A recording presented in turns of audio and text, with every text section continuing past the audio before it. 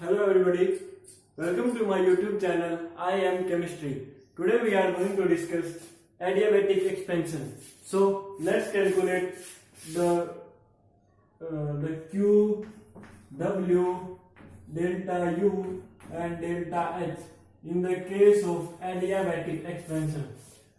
So as the name suggests कि जो expansion होगा, एक्सपेंशन किसका होता है? वॉल्यूम का, यानी कि कुछ भी, यानी कि एक्सपेंशन केस में क्या होगा, हमारे पास कुछ भी हमारे पास एक लो वैल्यू होगी, उससे हाई वैल्यू पर जाएगा कोई भी प्रॉपर्टी, वॉल्यूम, प्रेशर, कुछ भी हो, ठीक है।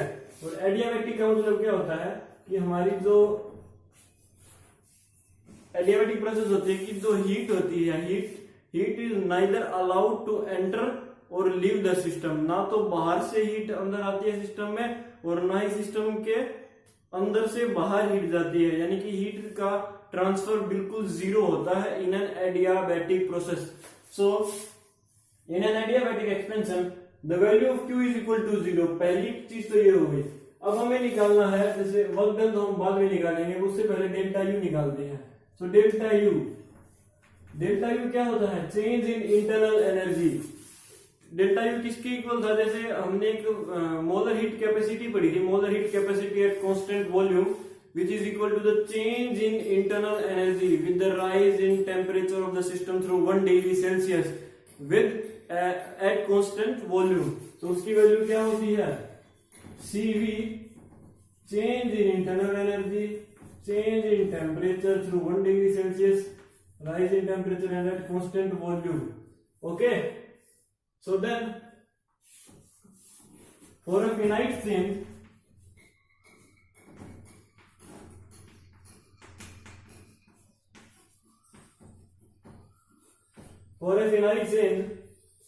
CV is equal to finite change in volume। हम मान लेते हैं कि वॉल्यूम में हमने कुछ चेंज होगा, तो for a finite change in volume CV is equal to delta U by delta T, या फिर for a finite change we can write CV is equal to del U by del T at constant volume। हमने वो बहुत ही छोटा सा change माना है, क्योंकि गैस में छोटा सा ही चेंज होगा, बहुत बड़ा चेंज नहीं होता है जैसे, तो क्योंकि हमें कि हाइपोथेटिकल कंडीशन लेकर चल रहे हैं, एक्चुअल कंडीशन में तो चेंज कितने भी हो सकते हैं, जितना हम रखना चाहते हैं उतना भी हो सकता है, और अगर बहुत ज्यादा करना चाहते हैं तो बहुत ज्यादा भी हो सकता है। तो अब यहाँ पे हम, तो ये क्या हो जाएगा, जो यहाँ से डेल यू की वैल्यू कितनी आ जाएगी? CV डेल टी, और मैं इसको क्या लिख सकता हूं? Delta U is equal to CV delta T. Okay, so ये हमारे पास होगी डेल यू की value, the product of the molar heat capacity at constant volume and the change in temperature through 1 degree Celsius, through 1 degree rise in the temperature, through 1 degree Celsius rise in the temperature. Okay, so then we have delta H। So what is delta H? अब हमें delta H की value find out करनी है। Okay, so delta H is, उससे पहले हमें पता है कि एंथैल्पी का फॉर्मूला क्या होता है? H is equal to U plus PV। Okay, so the change in enthalpy is equal to, हम इसको ऐसे भी लिख सकते हैं, P delta V। Okay, now let's calculate. हमें निकालना तो ये है, लेकिन क्या वो ये होगा? नहीं, हमें इसमें से कुछ कैलकुलेट करना पड़ेगा। हमारे पास डेल्टा U की वैल्यू जो है, जो कि हमने यहाँ पे ये निकाली है, ये वाली, ठीक है। और अब हमें इसको सोल्व करना पड़ेगा, लेकिन इसको सोल्व करेंगे हम। देखिए, delta H is equal to, हमने डेल्टा कॉमन ले लिया, U प्लस PV। ओके, अब हमारा जो for 1 mole of an ideal gas PV, उसमें क्या होता है? PV किसके इक्वल होता है? For 1 mole of an ideal gas RT के इक्वल होता है। और क्योंकि हमने एंथैल्पी निकालते हैं, तो एंथैल्पी किसके ऊपर डिपेंड, यानी कि एंथैल्पी कांस्टेंट प्रेशर के ऊपर ही निकलती है, तो हमारा प्रेशर तो कांस्टेंट होगा। हमारी यानी कि हमारी जो ये सेकंड टर्म होगी ना, उसमें RT में वो चेंज हो जाएगा, उसके सामने डेल्टा लग जाएगा, यानी कि वो क्या है, वही चेंज में आएगा। जैसे इसमें वॉल्यूम चेंज होगी तो उसमें वो डेल्टा टी चेंज होगा, चेंज इन डेल्टा टी होगा, चेंज इन टेम्परेचर। तो delta T is equal to delta, इसको मैं यू लिख लेता हूं, प्लस इसको आर टी लिख लेता हूं, ठीक है। अब हम आगे चलते हैं, जैसे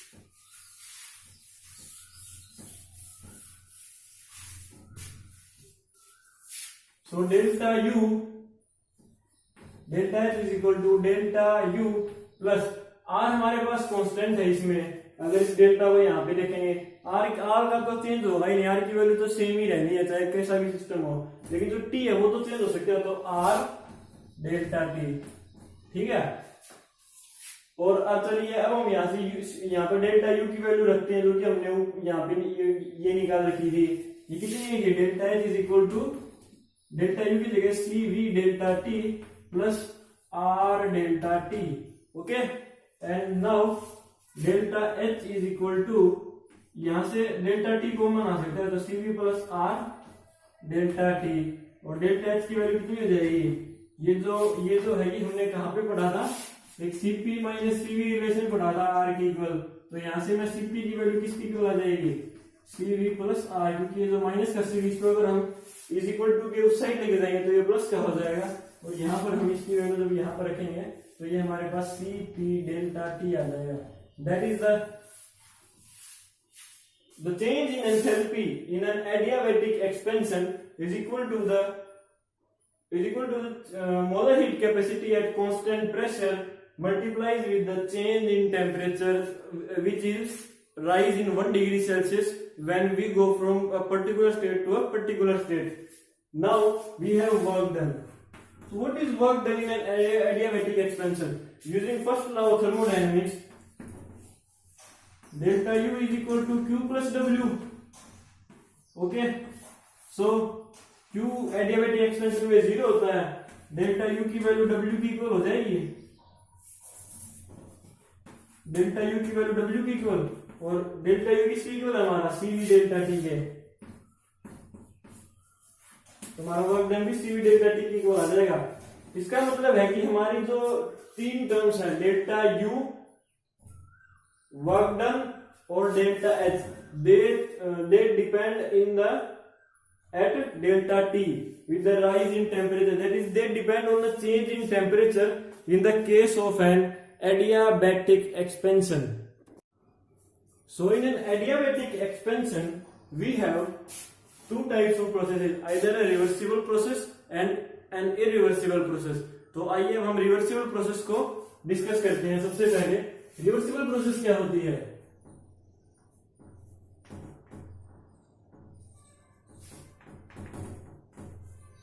reversible adiabatic, just a minute, adiabatic expansion.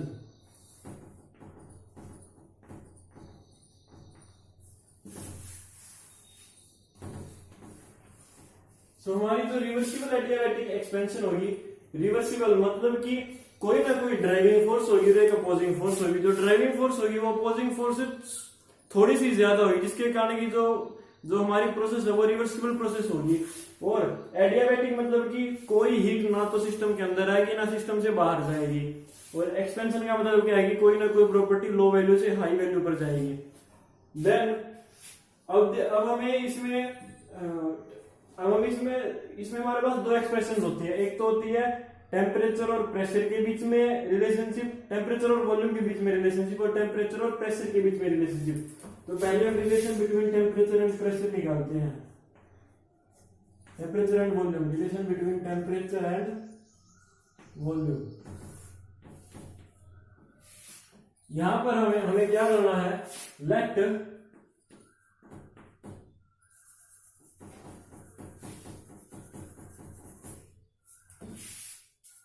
just a minute.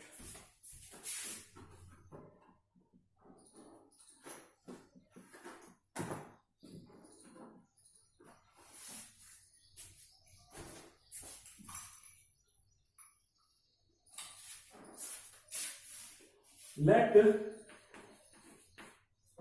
P be the external pressure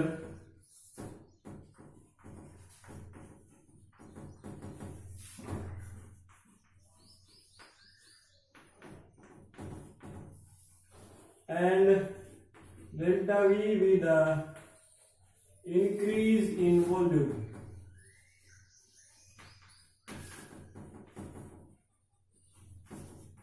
ठीक है, तो वर्क डन क्या हुआ इस केस में, minus P delta we,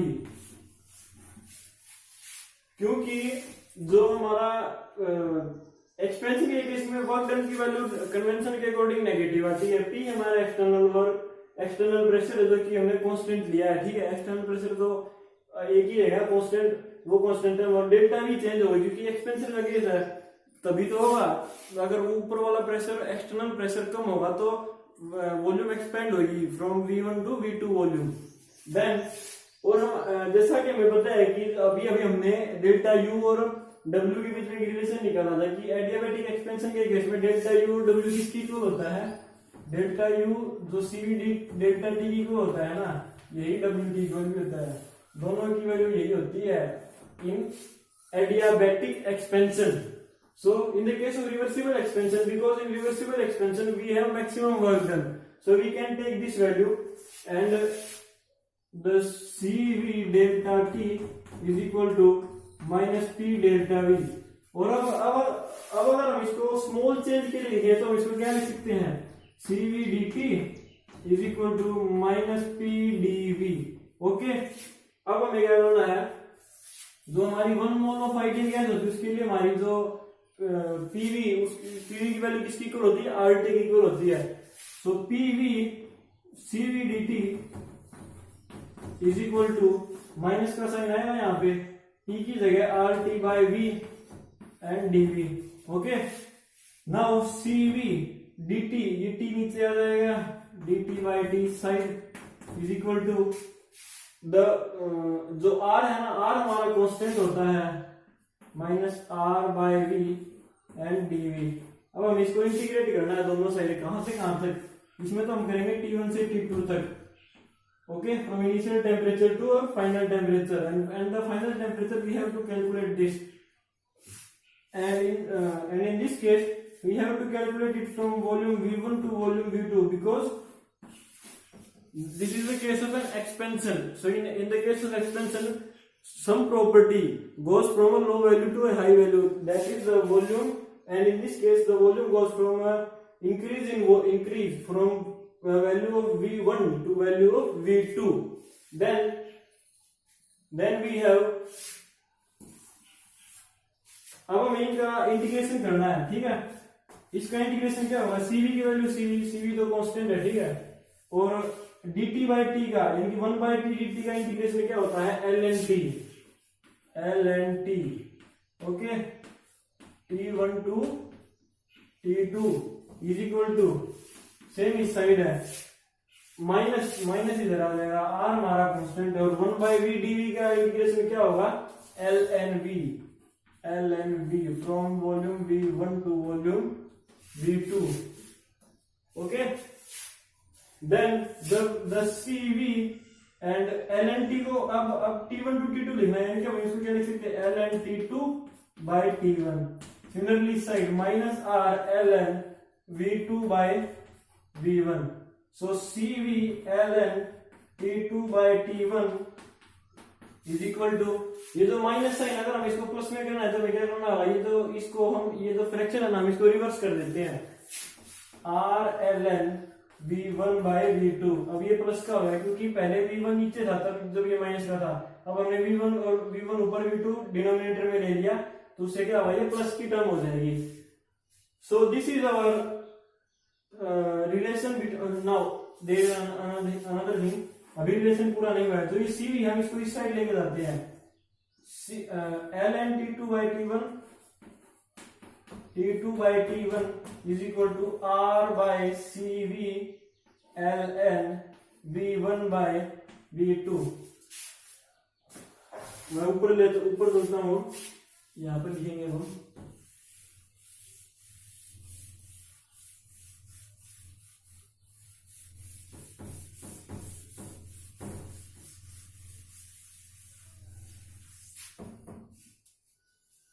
so ln T2 by T1, हम इस टर्म को पूरी की पूरी को एक बार यहां पर लिख लेते हैं, R by CV is equal to ना into ln V1 by V2, यही टर्म थी ना हमारे पास नीचे। अब हमें इस टर्म को हमें सोल्व करना है, तो वही रिलेशन जो कि molar heat capacity at constant pressure minus molar heat capacity at constant volume is equal to the gas constant. अब हम इसमें से एक वैल्यू निकालनी है, ठीक है। तो एक तो ये होता है हमारे पास, एक हमारे पास होता है हमने जब गैसीय स्टेट में पढ़ा होगा Cp by Cv is equal to gamma, this is gamma, okay। so अब हमें यहाँ पे क्या करना है, अब हमें R by Cv की वैल्यू निकालनी है, ठीक है। हम इन दोनों रिलेशन का यूज करके जब R by Cv की वैल्यू निकालेंगे ना, तो हमारे पास जो यहाँ पे वैल्यू आएगी ना R by Cv की, वो वैल्यू आएगी गामा माइनस वन होगा हमारा R by Cv की इक्वल, ओके। और अब हमें बस यहाँ पे पुट करनी है value ln T2 by T1 is equal to gamma minus one ln V1 by V2, और जो वैल्यू ln के पहले लिखी होती है ना पूरी की पूरी, वो इसके ब्रैकेट में चली जाती है, ln के साथ में जो टर्म होती है ना ब्रैकेट में, सॉरी पावर में चली जाती है। तो ln T2 by T1 is equal to ln V1 by V2, और ये वैल्यू इसके पावर में gamma minus one, okay. ln से हम ln को कैंसिल कर देंगे, क्योंकि जब हम इसको ओपन करेंगे ना, ln को log बेस 10 करेंगे, 2.303 से मल्टीप्लाई करेंगे, तो वो दोनों साइड करना पड़ेगा, और हम उसको फिर दोनों साइड से कैंसिल कर सकते हैं, ओके। सो अब हमें क्या करना है, यानी कि ये तो हमारी वैल्यू आएगी आ जाएगी T2 by T1 is equal to V1 by V2 is equal to gamma minus one, okay. So ये हमारा आ गया relation between temperature, initial final temperature and final volume in the case of an reversible adiabatic expansion. अब हमें क्या करना है, अब जैसे कि आप ये वीडियो को बैक करके और फिर आप इसको रिवर्स करके आप इसको नोट कर सकते हैं। हमें तो आगे बढ़ना होगा, क्योंकि आगे बढ़ना ही संसार का नियम है।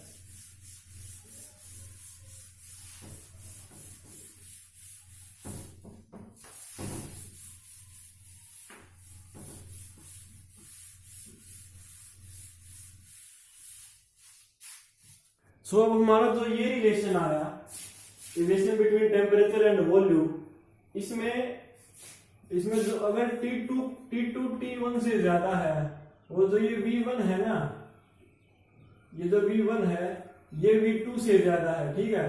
तो उसमें क्या होगा, गैस कूल होगी, जब वो गैस एक्सपेंड होगी, okay. Cooling of gas takes place, cooling of ideal gas, and in the case of this is one of our important formula in the case of adiabatic expansion, reversible adiabatic expansion, to find out the relation between temperature and volume. And now the relation between temperature and pressure, ये हम कैसे निकालेंगे। हमें पता है कि जो ideal gas होती है, 1 mole of an ideal gas, वो किसकी इक्वल होती है। अगर मैं इनिशियल स्टेट के लिए लिखूं इक्वेशन, और फिर मैं इसी एक इक्वेशन फाइनल स्टेट के लिए भी लिखूं, ठीक है, ये हमारे पास दो हो गई। अब क्या करना है, बस अब हमें इसमें यहाँ पे जो P1 V1 है ना, इनको है ना इसमें पुट करना है। जब हम इनको इसमें पुट करेंगे तो हमें क्या मिलता है, P1 V1 gamma is equal to P2 V2 gamma, ठीक है।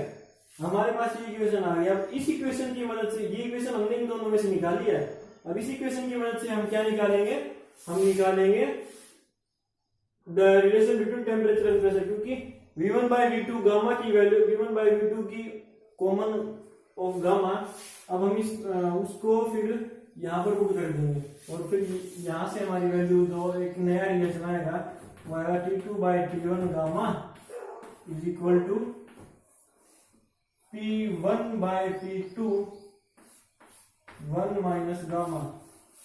तो ये हमारे पास दो रिलेशन है इस केस में, रिवर्सिबल एडियाबैटिक एक्सपेंशन के केस में, the relation between temperature and volume and the relation between temperature and pressure.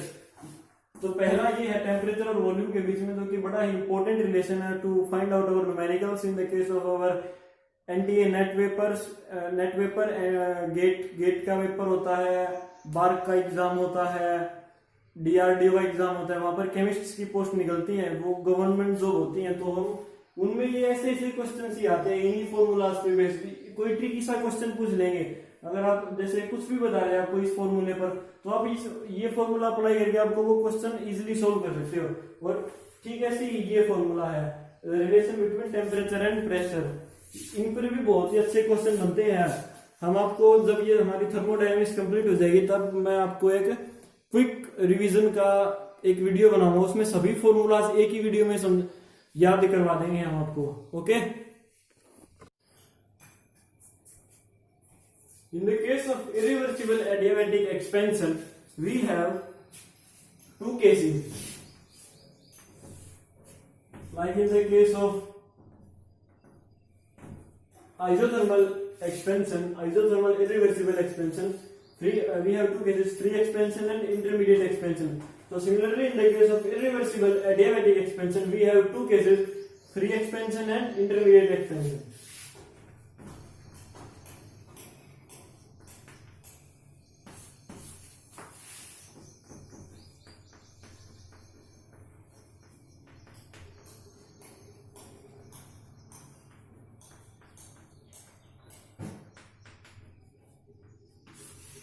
तो फ्री एक्सपेंशन का मतलब क्या था कि जो हमारा एक्सटर्नल प्रेशर था वो जीरो के इक्वल था।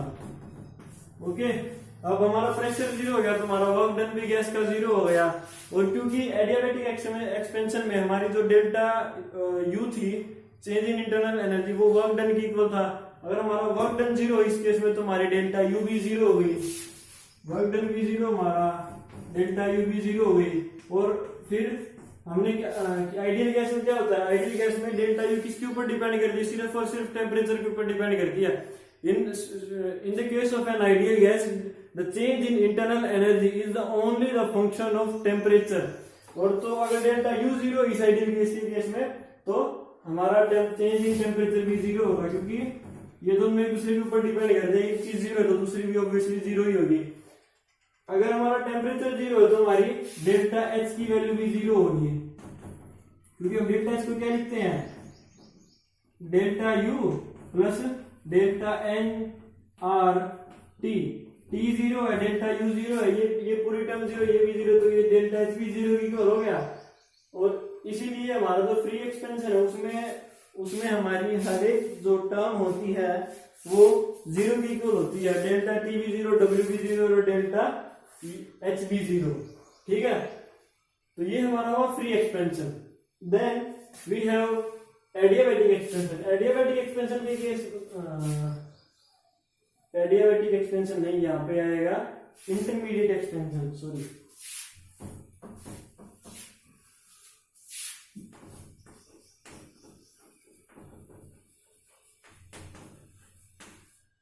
इंटरमीडिएट एक्सपेंशन, तो इंटरमीडिएट एक्सपेंशन के केस में हमारे पास क्या होगा कि जो एक्सटर्नल प्रेशर वो हमारा जीरो नहीं होगा इसके केस में। तो इसके केस में हमारा वर्क डन क्या होगा, minus P external V2 minus V1 from going from, that is expansion is going from volume V1 to V2।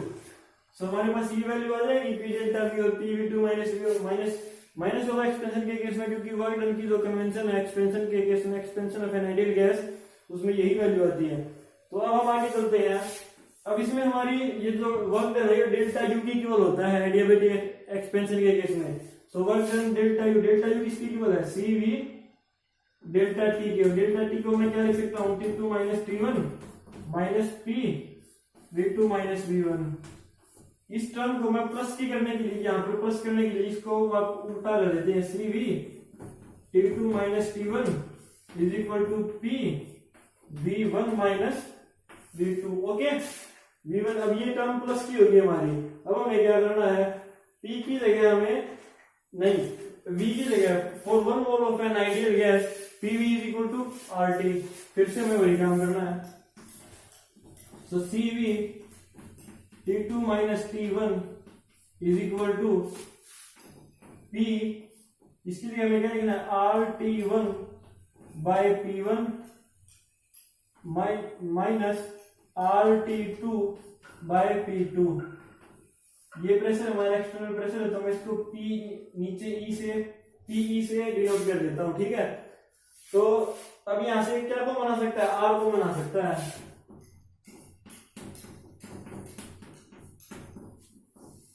RP external T1 by P1 minus T2 by P2, और ये हमारी value आ गई the irreversible adiabatic expansion. उसमें अगर हमारे पास CV की value होगी, T1 की वैल्यू होगी, एक्सटर्नल प्रेशर और प्रेशर P1 और P2 की वैल्यू होगी, तो हम इजीली T2 की वैल्यू फाइंड आउट कर सकते हैं। तो ये था हमारा इरिवर्सिबल एडियाबैटिक एक्सपेंशन, जिसमें दो केस होते हैं, free expansion and intermediate expansion. और जहां पर ये हमारे ये दो फॉर्मूला, ये एक फॉर्मूला निकलता है इंटरमीडिएट एक्सपेंशन के केस में, जो कि बहुत ही इंपॉर्टेंट है हमारा एग्जाम पॉइंट ऑफ व्यू से। So I hope you like this video, and this is all about our first law of thermodynamics, because मैंने जो हमारा जूल थॉमसन कोफिशिएंट होता है, जूल थॉमसन इफेक्ट होता है, उसके ऊपर मैं पहले से 2 वीडियो बना चुका हूँ। आप उसे मैं इसकी एक प्लेलिस्ट और बना दूंगा, आप उस प्लेलिस्ट में देख लीजिएगा, ठीक है। तो ये हमारा फर्स्ट लॉ ऑफ थर्मोडायनेमिक्स के ऊपर पूरा लेक्चर, सभी वीडियोस कंप्लीट हो चुकी हैं। अब हम सेकंड लॉ ऑफ थर्मोडायनेमिक्स शुरू करेंगे। So till then, I will explain second law of thermodynamics in detail in our next video. So till then, like this video, share it with your friends, and hit the subscribe button, and then hit the bell icon for my more videos.